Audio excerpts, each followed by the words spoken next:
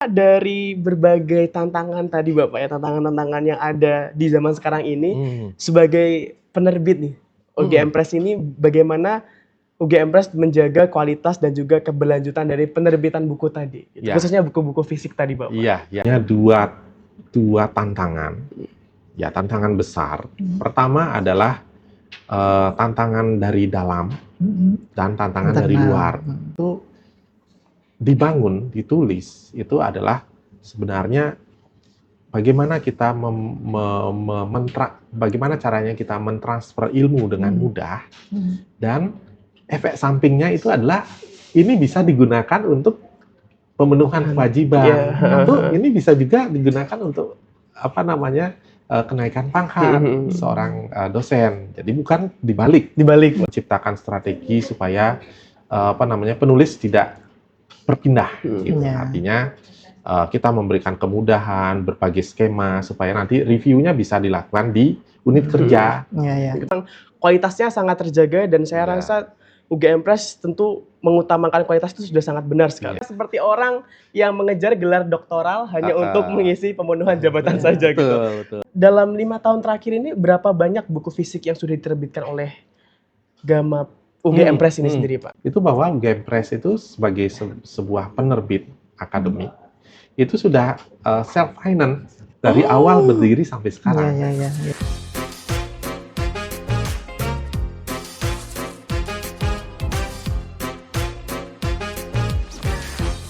Halo Sobat Perpus dan Arsip, selamat datang di podcast Perpustakaan dan Arsip Universitas Gadjah Mada.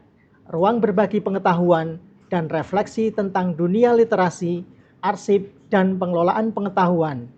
Bersama saya, Heri Santosa. Dan saya, Aji Bagus Rio Pamungkas.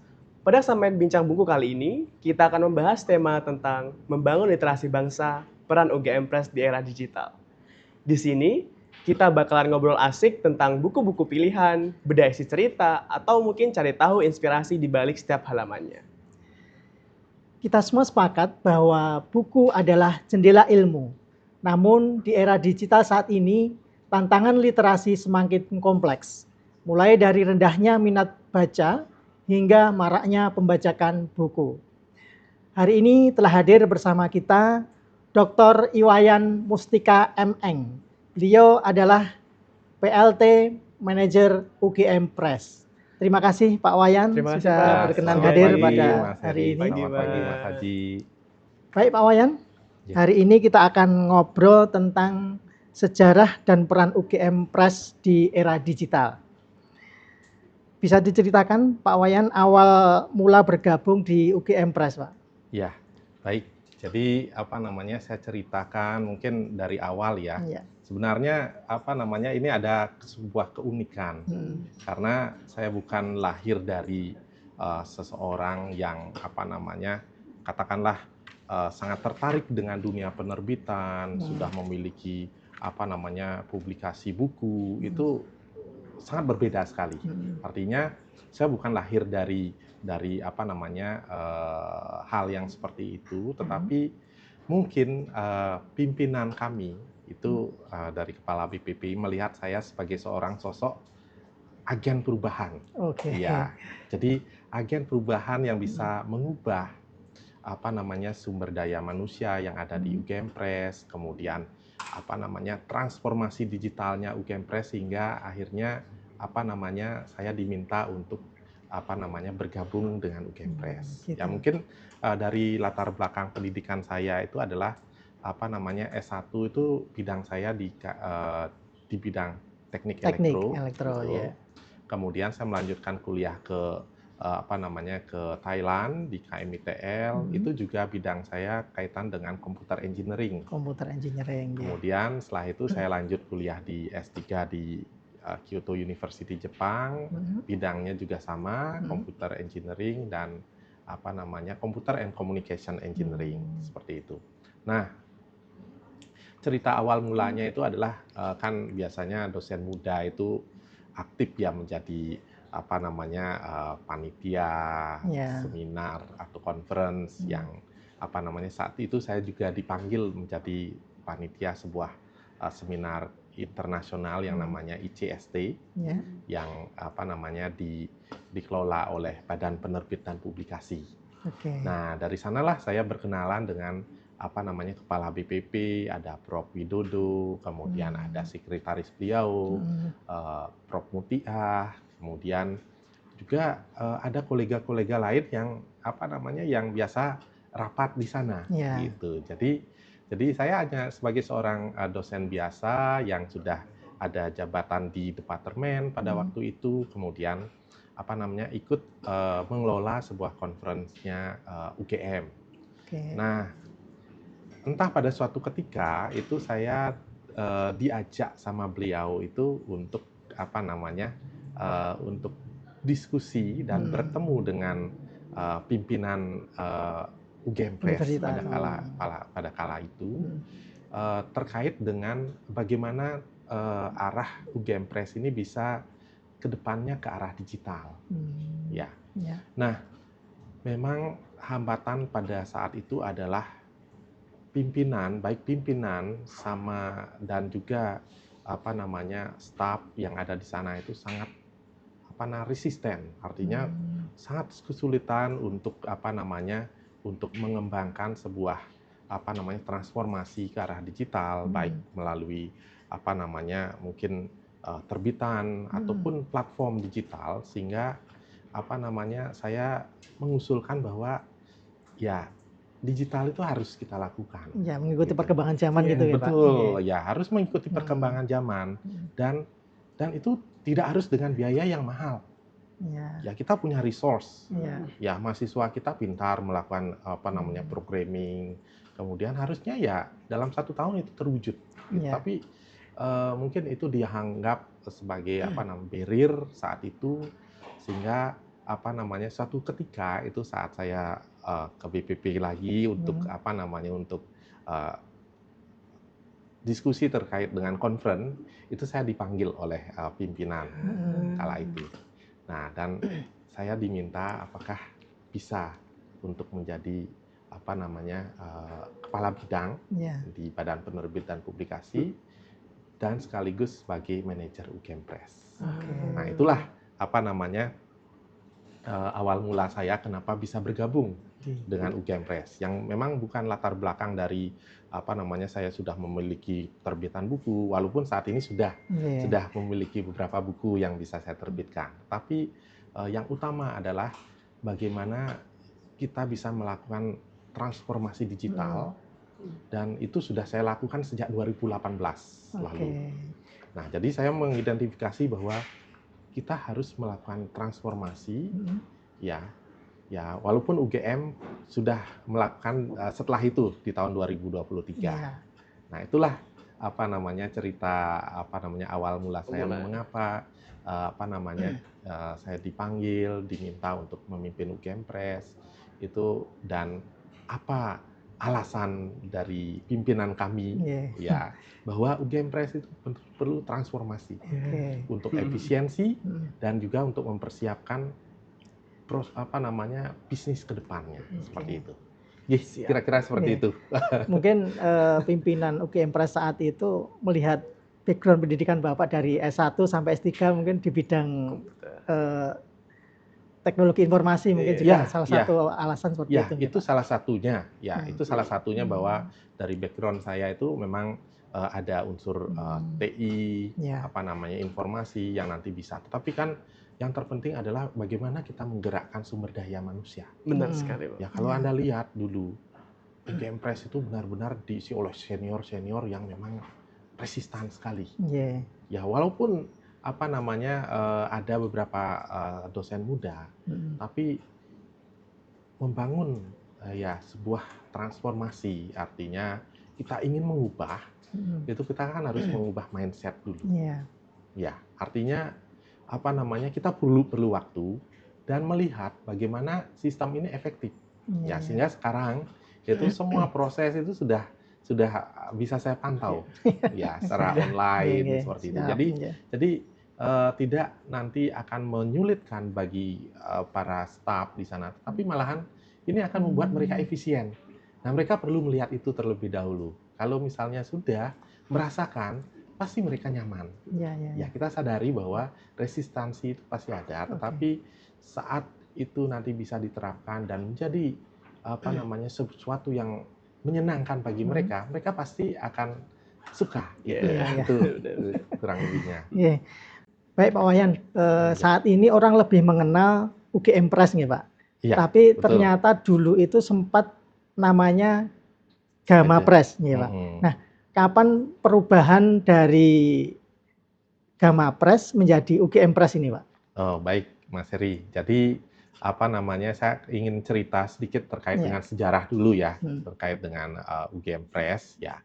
Jadi UGM Press yang berdiri pada tanggal 30 Juni 1971 dan sekarang ini kan sudah memasuki umur yang ke-54 mau ke 55 pada bulan Juni nanti. Iya. Nah, sebenarnya ya mengalami beberapa kali perubahan SOTK. Kemudian nama resmi kita pertama kali itu adalah Gadjah Mada University Press. Oh, GMU ya? Ya, GMU Press. Artinya ini nama GMU Press ini adalah nama untuk menginternasionalisasi. Ya, artinya nanti untuk kerjasama internasional kita menggunakan nama Gadjah Mada University Press. Kemudian nama ofisial kita yang kita daftarkan ke Perpusnas untuk pendaftaran ISBN adalah GMU Press, ya Gadjah Mada University Press. Sehingga kalau Anda melihat buku-buku UGM Press, terbitan UGM Press, pasti di halaman setelah halaman covernya itu tulisannya Gadjah Mada University Press, bukan Gama Press. Nah, karena memang itu nama yang kita daftarkan pertama kali. Dan di tingkat nasional ataupun di tingkat level UGM itu lebih dikenalnya dengan nama Gama Press. Gama Press. Ya, betul. Nah,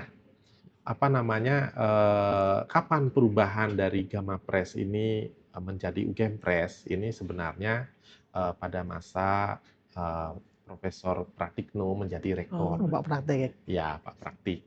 Nah, jadi beliau kan membuat standar untuk branding, ya bahwa UGM itu ya brandingnya UGM. Ya, lebih dikenal UGM ya di mana-mana. Iya, bukan terkenalnya Gama atau Gadjah Mada University. Ya, jadi kalau kita menyebutkan nama universitas kita ke pihak luar negeri atau tamu asing itu kan tetap lebih familiar UGM gitu ya. Gadjah Mada, bukan Gadjah Mada University gitu. Nah, sejak standarisasi tersebut itu kita juga lakukan perubahan nama ya dari Gadjah Mada University Press menjadi UGM Press. Nah, ini juga dengan branding baru ya. Tetapi kita buat tagline di bawahnya itu adalah academic publisher. Nah, jadi kalau sebelumnya tidak ada tagline academic publisher, tetapi setelah nama UGM Press itu ada tagline kita di bawahnya adalah academic publisher yang menyatakan bahwa kita adalah penerbit akademik. Seperti itu.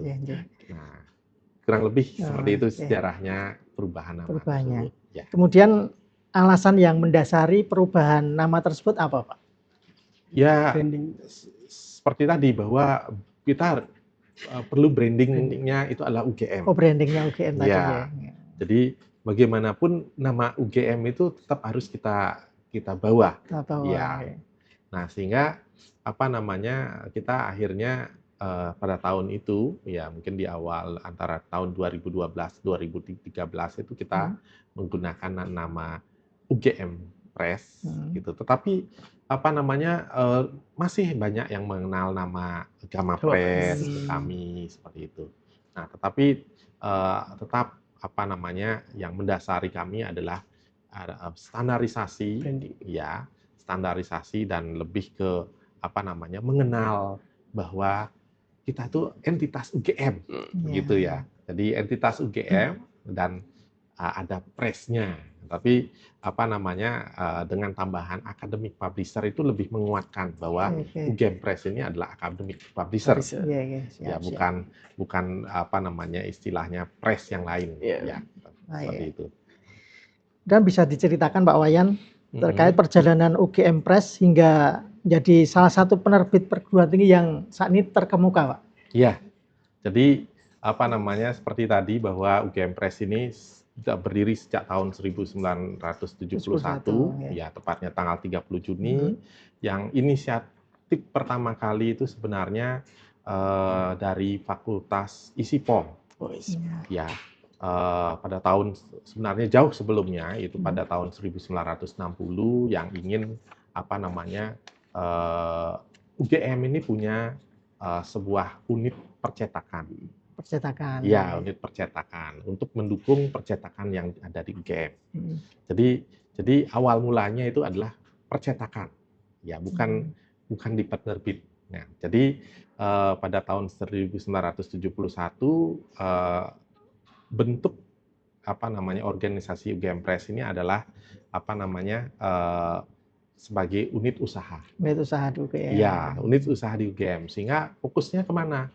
Ya, fokusnya ya menghasilkan revenue dari percetakan tersebut. Jadi banyak kita mendapatkan apa namanya kerjasama untuk cetak apa namanya UMPTN pada saat itu, UMUGM. Ya, memang karena fokus utamanya UGM Press itu adalah apa namanya unit percetakan, ya, seperti itu. Nah, kemudian pada tahun 2013 ya itu terjadi perubahan SOTK ya lagi, yaitu dari unit usaha menjadi unit penunjang universitas. Nah, kemudian apa yang terjadi?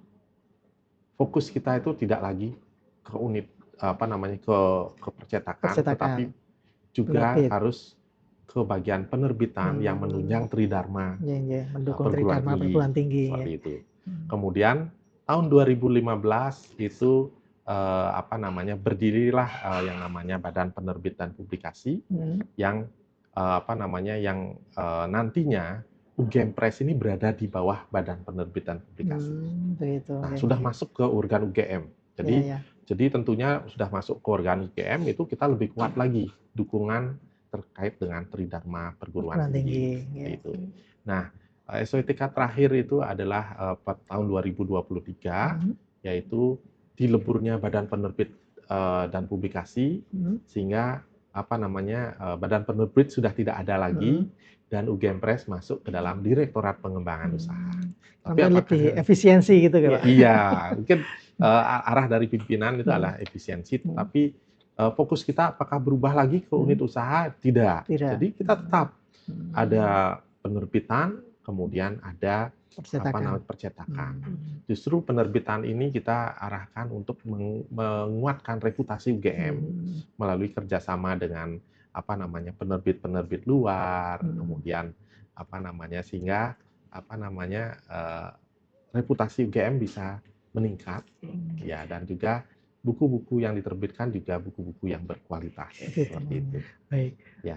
Terima kasih Pak Wayan atas penjelasannya. Sangat menarik sekali ya Mas ya tadi sejarahnya UGM Press dari awal sampai akhir dan yang menarik adalah ketika tahun 2013 itu menjadi unit penunjang universitas ya Pak ya. Dan itu akhirnya UGM Press pun juga menjadi penerbit buku. Akhirnya penerbit buku dan itu mungkin salah satu dampak dari perubahan menjadi unit penunjang universitas tadi. Iya, betul. Gitu. Ya, artinya sebelumnya memang penerbitan bukan hal fokus utama dari UGM Press, tapi akhirnya 2013 menjadi sesuatu yang harus kita fokuskan untuk mendukung Tridharma perguruan tinggi. Baik, terima kasih Bapak. Sangat menarik sekali tentunya. Mungkin bisa kita lanjut ke literasi dan tantangan digital sekarang. Baik Pak Wayan, di era digital saat ini mahasiswa itu sekarang itu lebih suka melihat dan mendengar Pak daripada membaca buku. Nah, bagaimana Bapak melihat kondisi literasi mahasiswa saat ini, Pak? Ya kalau saya melihat bahwa ya mahasiswa sekarang itu yang sebenarnya itu berasal dari Gen Z itu sangat berbeda sekali. Mereka lahir, kemudian tumbuh dan berkembang itu sudah didukung oleh berbagai teknologi. ya teknologi smartphone, PC, tablet, kemudian juga ada sosial media, ya TikTok, Facebook, Instagram dan lain sebagainya. Sehingga apa yang terjadi? Ya perubahan shift dari cara mereka merespon. Ya. Ya, kalau zaman saya kan ya tidak ada HP. Yang bisa saya lakukan kan hanya membaca buku Buku fisik ya, Pak ya? Ya, saat kuliah juga. Ya, saat kuliah ya tidak saya pun baru punya PC itu baru di semester 5. Iya.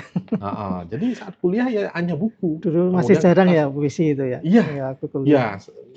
buku yang ada hanya buku, kemudian kertas loose leaf untuk mencatat. Tapi Iya. ya sekarang Anda bisa lihat mahasiswa cukup membawa laptop atau Semua tablet. informasi ada di situ semua ya, Pak. Semua informasi ada di sana. Nah, apakah ini berarti suatu yang destruktif, suatu yang menghambat? Saya melihat ini bukan sesuatu yang menghambat, asal kita bisa beradaptasi. Ya, jadi kalau misalkan dengan cara mahasiswa Gen Z sekarang itu memandang dunia dengan cukup dengan laptop, dengan HP, maka kita harus menghadirkan bahwa buku itu bisa tersedia di sana, gitu. Tidak hanya kita tuh menghambat mereka bahwa buku itu hanya bisa versi cetakan. Ya, jadi kita harus bisa mengikuti arah perkembangan zaman supaya mereka tetap bisa mengikuti juga. Gitu. Jadi kalau misalnya mereka nyaman, asik dengan TikTok, Instagram, Facebook, kita hadirkan juga buku di sana. Ya, walaupun nanti bisa diakses digital atau nanti bisa dibeli secara cetak. Nah, dan ini pun sebenarnya ya kalau kita bisa beradaptasi, saya yakin mahasiswa itu tetap masih bisa mengakses buku seperti itu. Benar banget. Saya juga Pak sebagai Gen Z dari mahasiswa yang tadi disinggung saya, mahasiswa sekarang kan emang suka membaca. Membacanya itu dari digital tadi Bapak. Iya. Kira-kira kan itu adalah satu tantangan besar dari era sekarang ini ya Bapak ya. Betul. Kalau menurut saya pribadi itu era-era sekarang juga kita terlalu fokus dengan sosial media dan lain sebagainya gitu. Tapi beberapa yang kita lihat perpustakaan itu lebih adaptable sekarang. Kayak misalnya Perpusnas itu sekarang memiliki e-book tersendiri Bapak. Jadi kita bisa akses melalui website Perpusnas dan itu sangat mudah sekali untuk kita baca lewat situ gitu. Kira-kira dari berbagai tantangan tadi Bapak ya, tantangan-tantangan yang ada di zaman sekarang ini sebagai penerbit nih UGM Press ini, bagaimana UGM Press menjaga kualitas dan juga keberlanjutan dari penerbitan buku tadi, gitu. Khususnya buku-buku fisik tadi Bapak. Iya. Jadi terkait dengan penerbitan ya ini ya. Artinya kalau masalah bagaimana kita mendeliver buku itu mungkin saat ini kita sudah bisa beradaptasi. Nah, tetapi kata kunci dari tantangan kita yang memang saat ini kita akan hadapi itu sebenarnya kata kuncinya adalah kualitas. Nah, kita punya dua tantangan. Ya, tantangan besar. Pertama adalah tantangan dari dalam dan tantangan dari luar. Dari dalam itu adalah tantangan dengan penulis sendiri. Penulis kita yang mayoritas ini adalah dosen-dosen. Yang dosen-dosen ya karena kita kan berada di bawah suatu perguruan tinggi ya. Nah, untuk menciptakan sesuatu terbitan yang berkualitas, kita kan harus mengubah mindset dari seorang penulis. Bagaimana supaya menulis buku itu, ya, tujuannya adalah untuk membagi ilmu. Ya, bagaimana cara kita untuk mempermudah membagi ilmu kepada masyarakat? Bukan buku itu sebagai pemenuhan suatu kewajiban. Ya, atau buku itu hanya untuk yang penting saya punya buku untuk supaya bisa naik pangkat. Nah, itu yang harus dihindari. Ya, kalau kita sudah mindsetnya sudah ke sana, buku itu tidak akan bisa berkualitas.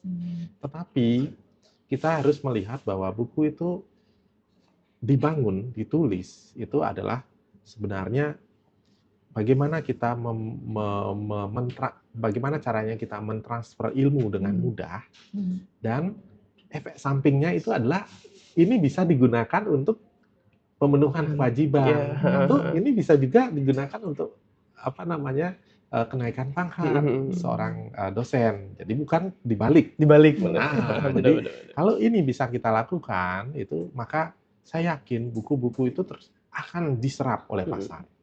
Gitu. Saat ini memang kita belum 100% bisa menghasilkan buku yang langsung diserap oleh pasar. Karena yaitu mengubah mindset ini perlu waktu. Tuh. Nah, itu adalah tantangan dari dalam kita. Nah, ada juga tantangan dari luar. Ya, kita kan tahu bahwa mungkin dulu bahwa penulis itu merasakan bahwa kok menerbitkan buku di penerbit kampus sendiri itu susahnya minta ampun. Buku saya di reject. Sedangkan saya menerbitkan di swasta itu yang penting bayar, terbit dalam 2 bulan. Nah, ini kan tantangan juga bahwa ya kita menciptakan kualitas itu kan perlu yang namanya standar kualitas.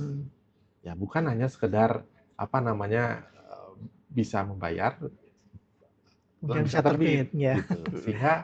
Sehingga kalau misalkan apa namanya hal itu terus terjadi, maka kan kita kehilangan potensi pasar, penulis yang berpotensial seperti itu. Nah, sehingga kita selalu mengutamakan saat ini bagaimana kita menciptakan strategi supaya apa namanya penulis tidak berpindah gitu. Artinya kita memberikan kemudahan, berbagai skema supaya nanti reviewnya bisa dilakukan di unit kerja. Asal bisa dilakukan di unit kerja, udah kita terbitkan. Ya, artinya kita coba kembangkan strategi bagaimana supaya apa namanya tidak menjadi penghambat bagi penulis seperti itu. Ya, karena tetap kita ingin tulisan tersebut adalah berkualitas dan bisa nanti diserap oleh pasar, kemudian nyaman untuk dibaca, ya, dan juga keberlanjutannya itu akan tetap tercapai, begitu ya. Kalau di UGM Press ini untuk penulisnya khusus dari UGM atau bisa dari luar UGM, Pak Wayan? Begini, UGM Press ini kita tidak declare bahwa ini eksklusif oleh UGM. Kita adalah penerbit yang inklusif, artinya penerbit dari luar itu silahkan. Penulis dari luar itu silahkan menerbitkan juga. Bahkan ada beberapa penulis asing itu juga menuliskan di UGM Press. Begitu. Jadi dengan cara itulah kita membangun reputasi. Ya orang lain penulis percaya dengan UGM Press kan berarti reputasi kita kualitasnya sudah di apa namanya sudah dipercaya kan. Nah, namun tantangan kita saat ini adalah kebijakan-kebijakan dari Perpusnas itu kadang sekali menghambat. Kalau membatasi hanya penulis itu hanya bisa di perguruan tinggi sendiri kan ini sudah ibaratnya sudah apa namanya kita tidak bisa membangun reputasi lagi ke depannya. Tapi mudah-mudahan dari apa namanya dari sudut pandang pemerintah itu sudah ada solusi yang nantinya apa namanya melihat bahwa apa namanya kita itu penerbit universitas itu adalah penting untuk membangun reputasi. Ya, tidak hanya sekedar kita membagi apa namanya lahan di sini harus apa namanya harus mendukung penulis dari di lingkungan kampus sendiri, tapi dari luar juga diberikan kesempatan. Menarik tadi Mas Heri, tadi sedikit highlight dari poinnya Pak Wayan sendiri dari tantangan dari luar dan di dalam. Sebenarnya saya juga pernah baca buku terbitan dari UGM Press sendiri. Namanya Big Data untuk Ilmu Sosial. Itu ditulis oleh salah satu dosen saya di Visipol. Dan itu emang kualitasnya sangat terjaga dan saya rasa UGM Press tentu mengutamakan kualitas itu sudah sangat benar sekali. Tidak hanya menerima buku-buku yang hanya ditulis antah berantah hanya untuk memenuhi tadi. Sama itu fenomena seperti orang yang mengejar gelar doktoral hanya untuk mengisi pemenuhan jabatan saja gitu. Tapi saya ada pertanyaan tambah sedikit saja Pak. Kira-kira dalam 5 tahun terakhir ini berapa banyak buku fisik yang sudah diterbitkan oleh Gama UGM Press ini sendiri Pak? Oke, baik. Jadi rata-rata saya melihat rata-rata kita menerbitkan buku itu sekitar 100 sampai 120 terbitan tiap terbitan. tahunnya. Tiap tahun. Nah, jadi kalau misalnya di 5 tahun kita bisa katakanlah misalnya 120 kali 5. Wah, hampir 500 lebih ya Pak Iya, ya? 500 lebih. Itu yang nanti kita daftarkan ke INSPIAN.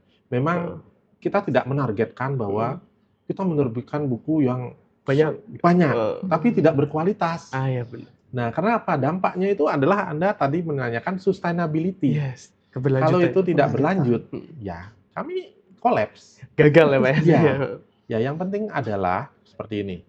Banyak yang saya jelaskan juga bahwa apa namanya, salah satu keunikan dari UGM Press itu adalah banyak yang apa namanya, banyak yang belum mengetahui ya juga ya di kalangan Civitas Akademika itu bahwa UGM Press itu sebagai sebuah penerbit akademik itu sudah self finance dari awal berdiri sampai sekarang. Ya. Jadi apa namanya, semua proses itu sudah sustain. Artinya tidak ada apa namanya, tidak ada dukungan dari universitas terkait dengan pendanaan karena kita sudah apa namanya, revenue generating gitu. Nggak perlu cari dana-dana keluar gitu Pak ya?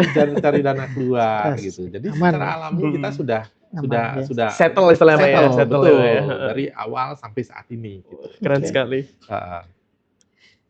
Baik Ya. Pak Wayan, saat ini kan banyak sekali dijual di media sosial. Buku-buku bajakan yang harganya itu sangat murah sekali. Nah, terkait tentang itu sehingga muncul kampanye ayo beli buku asli. Nah, strategi apa yang dilakukan agar kampanye ini bisa menjangkau masyarakat luas, Pak? Ya, jadi kampanye ayo beli buku asli ini kan sebenarnya inisiatif dari bagian pemasaran UGM Press itu sebenarnya untuk merespon banyaknya keresahan dari penerbit-penerbit, ya tidak hanya UGM Press, tapi penerbit yang ada di lokal di Yogyakarta ini juga mengalami bahwa banyak sekali upaya-upaya pembajakan terhadap buku itu terjadi. Nah, kalau kita melalui jalur hukum, ya kita sebenarnya exhausted, capek, biaya besar, kemudian ya tidak hasilnya juga tidak terasa. Gitu. Jadi sehingga kita berusaha mengkampanyekan ayo beli buku asli ini sebenarnya supaya pembeli ya itu juga menghargai ya penulis. Jerih payah penulis aslinya. Penulis. Karena apa? Karena dengan membeli buku asli ya, jadi selain ini menghasilkan revenue untuk penerbit, itu akan ada royalti yang kita bayarkan kepada penulis. Ya, nah royalti inilah yang nanti apa namanya akan membuat penulis semakin produktif dalam menghasilkan tulisan berikutnya. Itu kemudian apa namanya setelah itu mungkin apa namanya dari penerbit itu sendiri itu akan semakin produktif lagi untuk menghasilkan buku-buku terbitan seperti itu.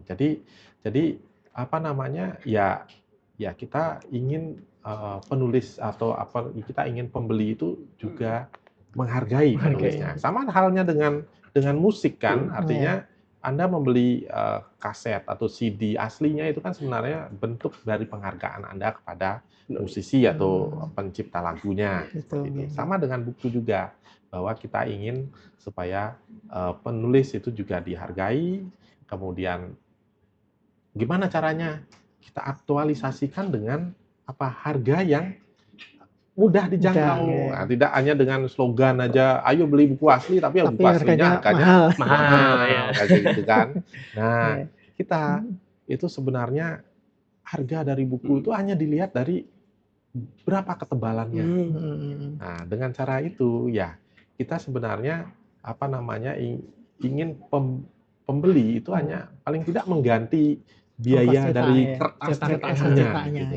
Nah, itu kan sebenarnya salah satu upaya kita untuk menghindari terjadinya pembajakan, kemudian juga usaha kita untuk selalu mengupdate cover gitu. Itu adalah salah satu caranya.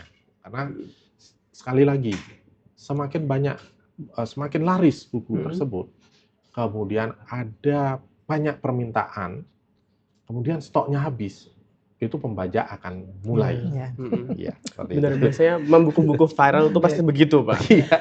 Tapi tadi kan itu untuk menghargai penulis kan berarti dampak ke penulis ya, Pak ya. Kalau bagaimana dengan dampak ke lembaga penerbitnya sendiri gitu, Pak, dengan ada kampanye-kampanye ayo beli buku asli ini tentunya, Pak. Kalau dari penerbit sendiri Mm-mm. sebenarnya ya kita merasakan dampak itu dari apa namanya omset ataupun revenue. Revenue. Ya, karena bagaimanapun saat ini apa namanya ayo beli buku asli, tetapi di mana belinya? Iya. Itu kita sudah punya marketplace. Oh, sudah punya Iya, sudah punya marketplace. kayak e-commerce gitu, Pak ya. Ya, e-commerce. Kemudian kalau misalnya Anda lihat marketplace yang sudah populer di Iya. masyarakat, itu Anda lihat aja UGM Press Mall, itu sudah sudah tersedia. di mana-mana ada tuh, Pak. Iya, jadi kalau Anda belanja di sana ya pasti itu adalah buku yang asli. Iya, oh gitu. Tapi siap. apa namanya kalau misalnya Anda beli di tempat lain dan apa namanya itu kalau misalnya memang reseller dari UGM Press, saya yakin itu juga asli.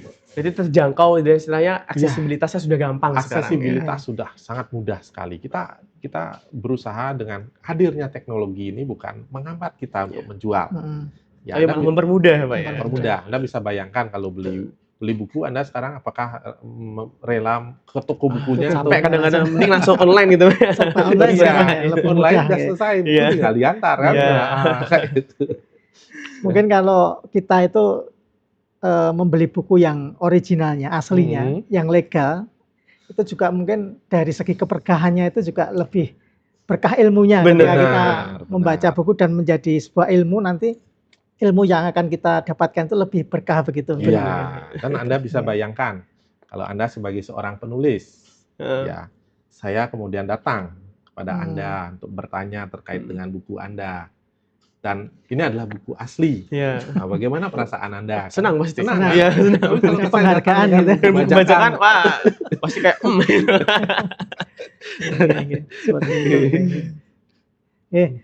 Melihat kondisi saat ini semua serba digital, Pak. Tuh. Kemudian bagaimana Bapak melihat masa depan penerbitan perguruan tinggi di tengah perkembangan teknologi yang sangat pesat saat ini, Pak? Ya, ya. Sebagaimana Anda ketahui kan saya latar belakangnya dari TI, IT ya, IT. dari IT. Jadi saya melihat bahwa perkembangan digital ini sesuatu yang menyenangkan bagi saya. Ya bukan sebagai sesuatu yang menghambat. Semua dipermudah ya. Nah, harusnya semua itu akan dipermudah. Artinya begini, kalau dulu memang kita akan mengalami kesulitan kalau belum ada teknologi digital itu adalah bagaimana mendistribusikan buku. Lebih susah ya, Pak ya? Lebih susah, karena apa? Kita akan berhadapan dengan distributor. Ya. Nah, dengan berdistributor ini kan kita akhirnya Layernya banyak, Pak ya? Iya, lainnya banyak. Mm-mm. Nah, sekarang itu semuanya sudah kita potong, kita pangkas, kemudian semuanya sudah melalui platform-platform digital. Nah, ini kan bagi kita itu efisien.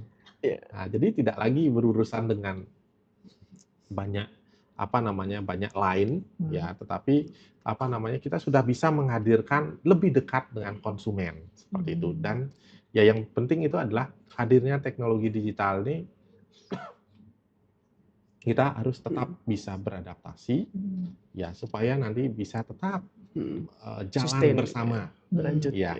Dan ini adalah dukungan sebenarnya bagi terbitan-terbitan kami, misalnya kalau misalnya melihat konsumen itu lebih prefer melihat yang edisi yang e-book membaca dalam tablet yang kita sediakan dalam bentuk e-book gitu yang bisa diakses juga dengan mudah seperti itu.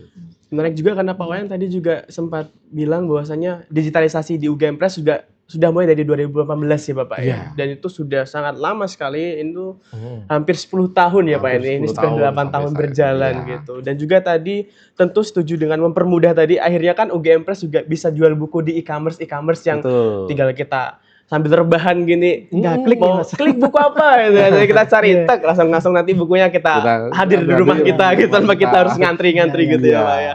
Menarik sekali Bapak. Tapi mungkin Bapak, saya sebagai mahasiswa ya Bapak ya, tentu memiliki ketertarikan juga nih mau juga jadi penulis gitu Bapak kira-kira di UGM Press ini sendiri. Nah kira-kira gimana sih Pak untuk prosedurnya gitu agar mahasiswa itu juga bisa menerbitkan buku di UGM Press ini Bapak? Ya, kalau tadi saya jelaskan bahwa UGM Press itu tidak eksklusif hanya untuk penulis dosen. Kita juga inklusif, artinya mahasiswa kalau ingin menerbitkan itu kita welcome.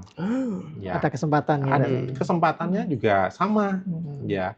Dan apa namanya yang perlu kita tekankan itu adalah ya karena UGM Press ini kan apa namanya kita hanya bisa menerbitkan buku-buku non fiksi, Non-fiksi. ya artinya buku-buku akademik. Akademik. Kalau sejauh Anda mau membuat buku-buku akademik itu ada potensi untuk diterbitkan.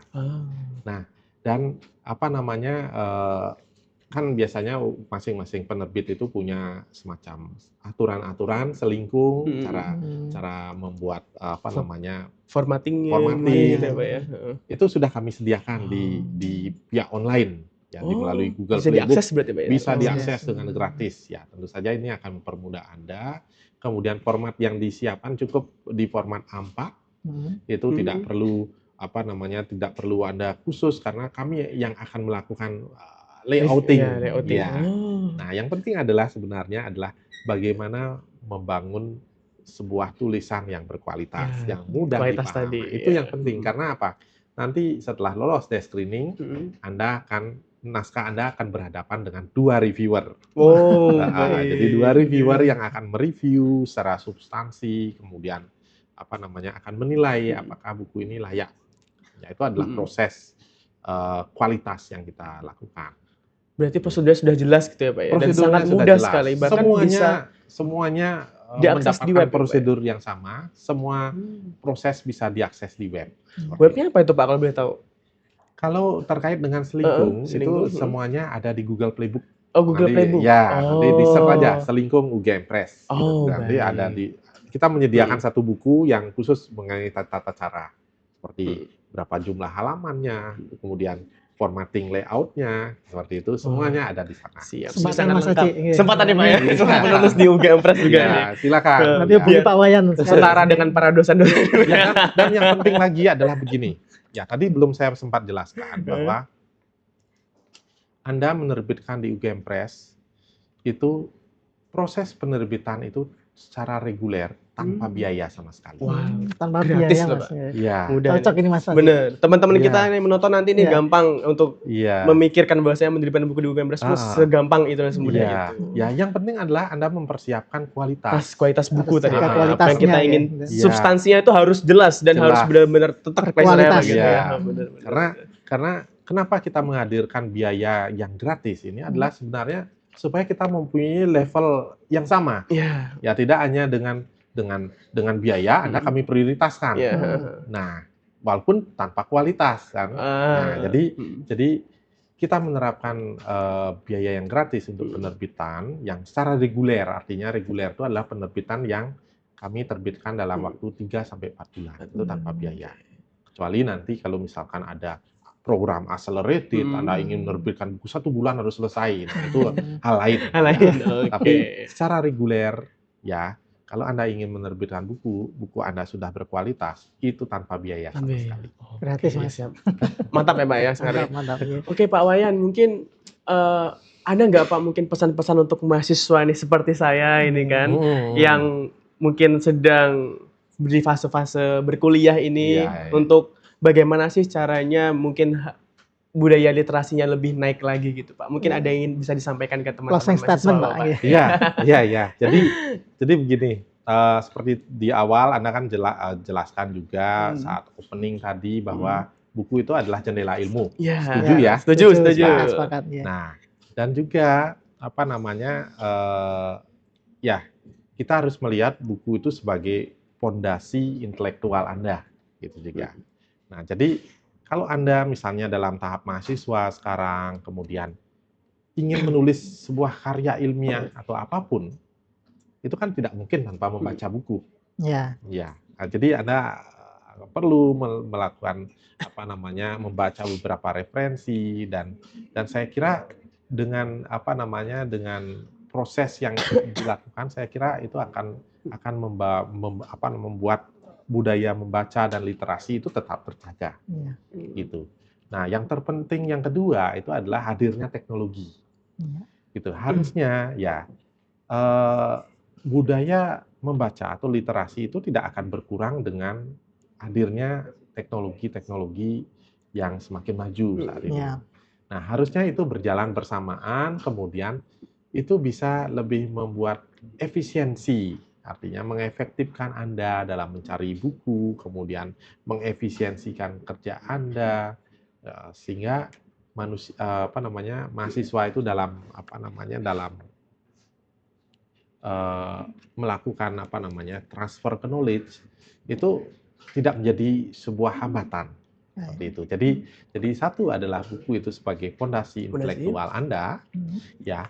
Kemudian hadirnya teknologi ini bukan sebagai penghambat, tapi bagaimana ini bisa meningkatkan kualitas hidup Anda, bisa mendukung ya terkait dengan budaya dari literasi itu sendiri. Justru dengan ada teknologi itu harusnya mempermudah mahasiswa untuk baca buku lebih banyak lagi. Kalau dulu mungkin Bapak kan baca buku anggaplah 1 bulan mungkin 3. Sekarang harus 1 bulan 10 gitu Pak. Ya. Dan saya yakin dengan adanya teknologi digital Anda tinggal klik gitu Pak. Klik bisa langsung baca. Baca apa gitu. Ya, sekarang kan tinggal bagaimana nanti dalam proses pembelajaran dosen memberikan Anda tugas untuk melakukan resume berapa naskah. Ya kadang kita juga melihat bahwa ada mahasiswa yang senang untuk mendownload buku, tetapi setelah didownload nggak dibaca kan? Itu saya sih Pak. Kadang-kadang gitu Pak, aman gitu ya. Sudah banyak buku yang didownload, tapi kadang-kadang, waduh, ini mau baca dari yang mana dulu ya? Karena mungkin dulu kan kita beli buku yang kita ingin baca ya Pak ya. Sekarang karena kita sudah banyak sekali bisa mendownload buku, saking banyak yang kita ingin baca, sampai kita nggak punya waktu buat baca itu. Karena cuma pilih doang gitu Pak ya. Oke. Baik, dari perbincangan hari ini kita memahami bahwa literasi bukan hanya tentang membaca, tetapi juga tentang membangun ekosistem pengetahuan yang sehat, di mana penulis, penerbit, dan pembaca saling mendukung. Terima kasih kami ucapkan kepada Dr. Iwayan Mustika M.Eng atas wawasan yang sangat luar biasa dan berharga pada hari ini. Semoga podcast hari ini dapat menginspirasi kita semua untuk lebih mencintai buku, membaca lebih banyak, dan mendukung karya asli. Terima kasih juga kepada Sobat Perpus dan Arsip yang sudah setia menonton podcast Perpustakaan dan Arsip. Jangan lupa untuk like, komen, share, dan subscribe untuk mendapatkan update seputar Perpustakaan dan Arsip UGM. Sampai jumpa di episode berikutnya. Salam literasi, learning is fun.